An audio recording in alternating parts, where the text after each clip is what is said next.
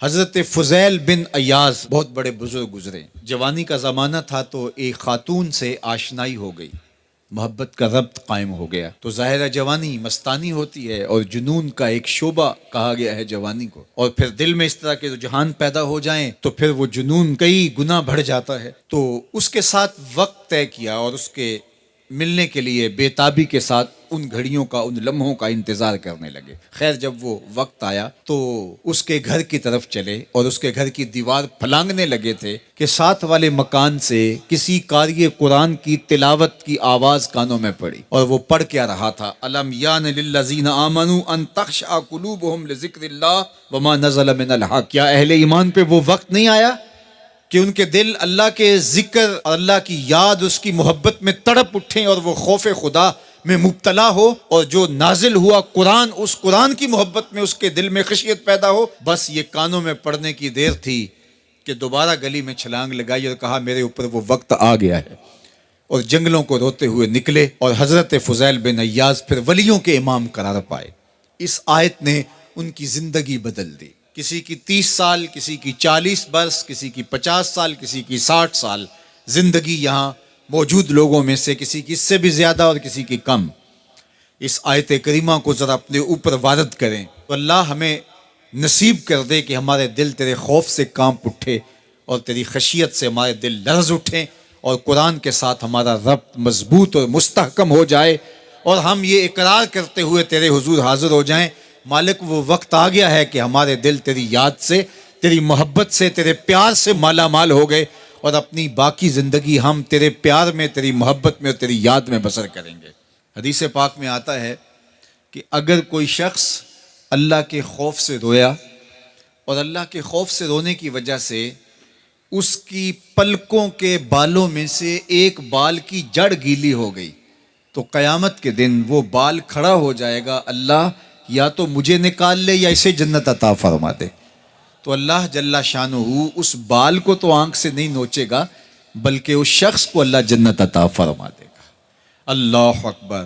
گناہگار کی آنکھ کا پانی اللہ کے غصے کی آگ کو ٹھنڈا کر دیتا ہے.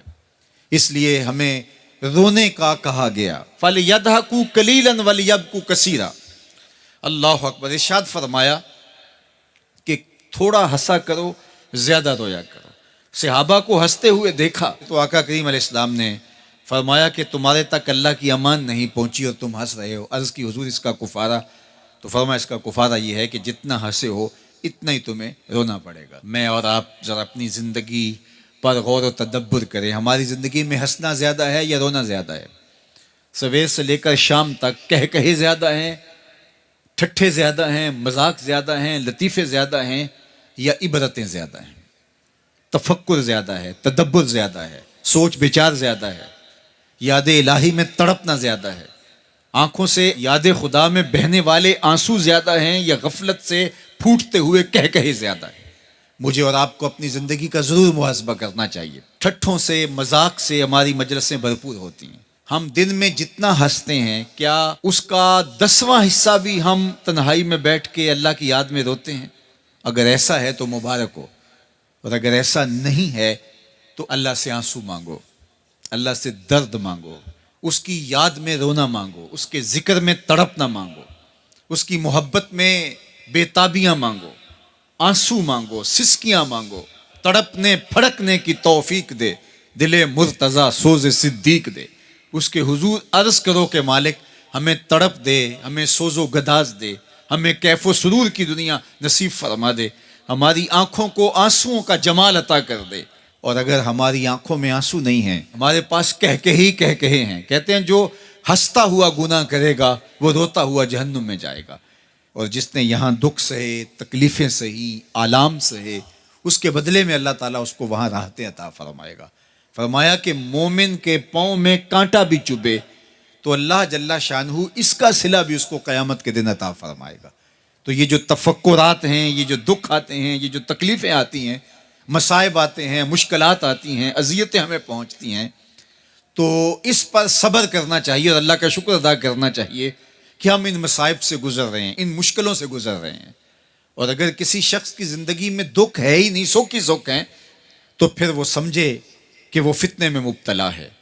اس لیے زندگی کے اندر یہ آنے والی تکلیفیں، زندگی میں ملنے والے دکھ، اذیتیں، یہ اللہ تعالیٰ کی طرف سے ہمارے اوپر ایک انعام ہے، اور اللہ تعالیٰ جل شانہ اس کے بدلے میں ہمیں آخرت میں صلہ عطا فرمانے والا ہے. تو فرمایا رجل ذکر اللہ خالیا ففاضت عیناہ، وہ شخص جس نے تنہائی میں بیٹھ کے اللہ کا ذکر کیا، اللہ کو یاد کیا، اور پھر کیا ہوا؟ فرمایا اس کی آنکھوں سے آنسو ٹپکنے لگے. تو میرے اور آپ کے آقا و مولا نے فرمایا قیامت کے دن جب کوئی سایہ نہیں ہوگا، یاد الہی میں رونے والے کو اللہ اپنے عرش کا ٹھنڈا سایہ عطا فرما دے گا. تو یہ رونا بہت بڑی دولت ہے، یہ بہت بڑی سعادت ہے.